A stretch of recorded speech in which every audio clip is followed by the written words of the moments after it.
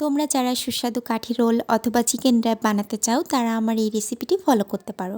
প্রথমে আমি এখানে নিয়ে নিয়েছি কিউব করে রাখা চিকেন, দিয়ে দিচ্ছি আদা রসুন বাটা, দিয়ে দিচ্ছি পরিমাণ মতো লবণ, এবারে দিচ্ছি লাল মরিচের গুঁড়া, দিয়ে দিচ্ছি ব্ল্যাক পেপার,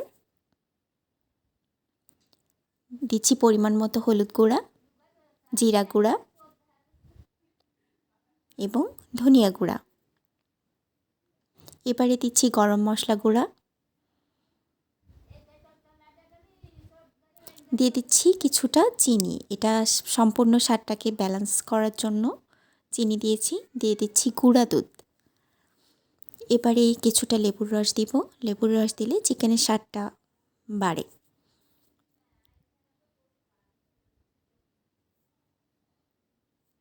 এবারে দিচ্ছি কিছুটা টক দই,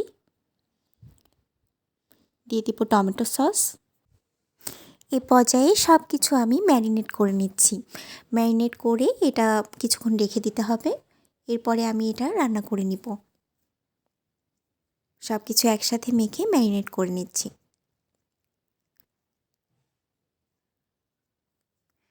আমার ম্যারিনেশন কমপ্লিট হয়ে গিয়েছে। এবারে আমি একটা কড়াইয়ে গরম করে তেল দিচ্ছি এবং এই তেলের মাঝেই আমি এটা রান্না করে নিব। কোনো এক্সট্রা পানি দিব না, চিকেন থেকে কিছুটা পানি বের হবে, ওটাতেই এটা রান্না করতে হবে। ম্যারিনেট করে রাখা চিকেনটা এবারে আমি নেড়ে চেড়ে রান্না করে নিচ্ছি। এই পর্যায়ে আমি দিয়ে দিচ্ছি কুচো করে কেটে রাখা পেঁয়াজ।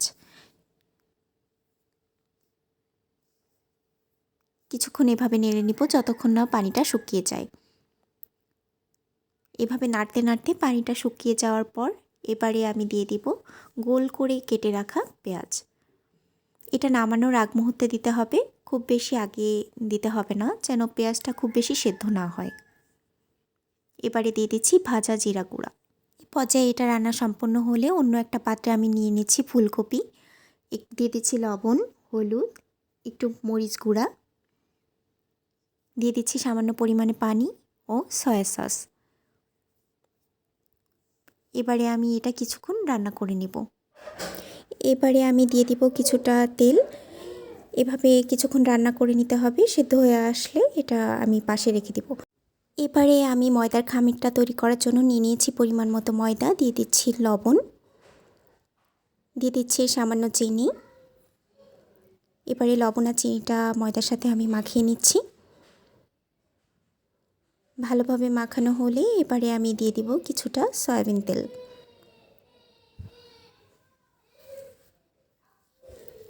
তেলটা দেওয়ার পর এবারে আমি এটা মাখিয়ে নিচ্ছি। ধীরে ধীরে হাত দিয়ে এভাবে মাখিয়ে নিতে হবে। এবারে দিয়ে দিচ্ছি পানি। ধীরে ধীরে পানি মেশাতে হবে, যেন একবারে দিলে অনেকটা নরম হয়ে যাবে আটা। ধীরে ধীরে মেশালে খুব সুন্দর একটা খামির তৈরি হবে। আটার খামিরটা রেডি করে এভাবে আমি কিছুক্ষণ রেস্টে রেখে দিব। এরপরে আমি পরোটা বানানোর সমপরিমাণ ডো নিয়ে নিয়েছি।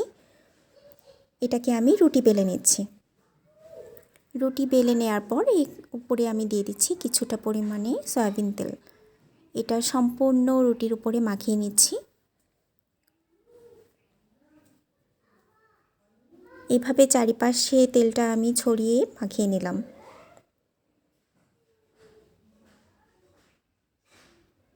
এরপরে আমি এর উপরে কিছুটা পরিমাণে ময়দা ছিটিয়ে দিচ্ছি।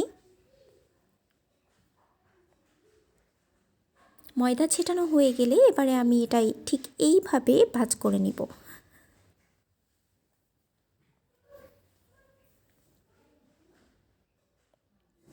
এভাবে গোল গোল করে ভাঁজ করে নিতে হবে।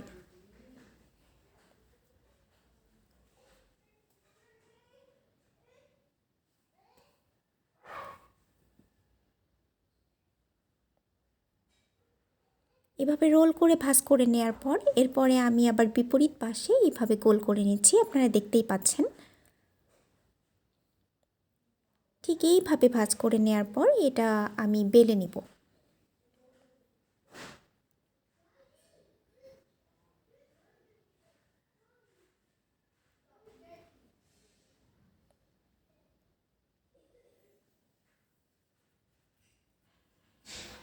আশা করি আপনারা বুঝতে পেরেছেন। এরপরে আমি এটা পরোটা আকারে বেলে নিচ্ছি।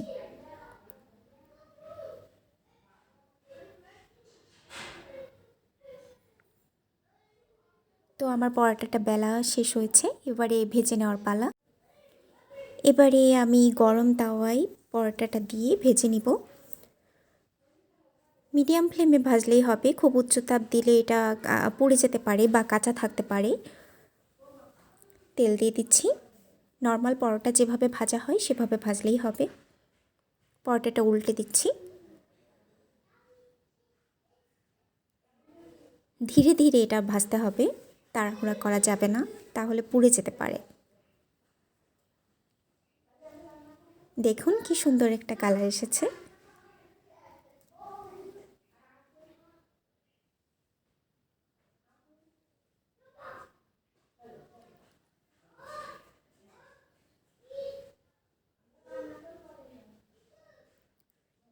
এবারে আমি পরোটাটা নামিয়ে নিয়ে ডিম দিয়ে দিচ্ছি। ডিমটা কাঁচা থাকা অবস্থায় এইভাবেই এটার উপরে পরোটাটা দিয়ে দিব। এই পর্যায়ে আমি এটা একটু চেপে দিচ্ছি যেন ডিমটা কাঁচা না থাকে।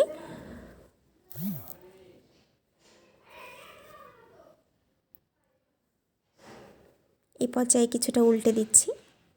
দেখুন ডিমটা কিন্তু কুক হয়েছে খুব ভালোভাবে। এই পর্যায়ে আমার পরোটাটা প্রায় রেডি হয়ে এসেছে। আমি আরও কিছুক্ষণ তাপের উপর রেখে দিচ্ছি।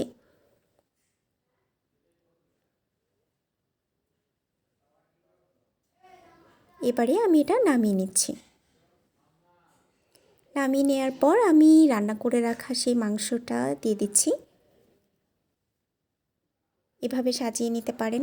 দিয়ে দিচ্ছি ফুলকপি, আপনারা চাইলে আরও অন্যান্য সবজি অ্যাড করতে পারেন। দিয়ে দিচ্ছি কাঁচামরিচ কুচি,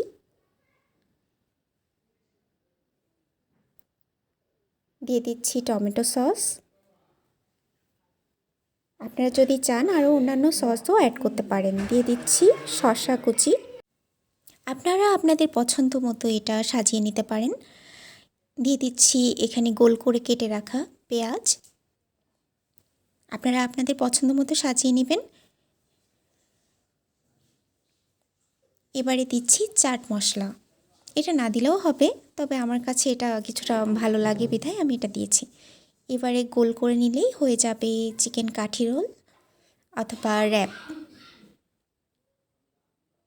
এটা খেতে খুবই সুস্বাদু, আপনারা বাসায় ট্রাই করতে পারেন। আর আমার ভিডিওটি যদি ভালো লেগে থাকে তাহলে প্লিজ আমার চ্যানেলটি সাবস্ক্রাইব করে দিবেন। আল্লাহ হাফেজ।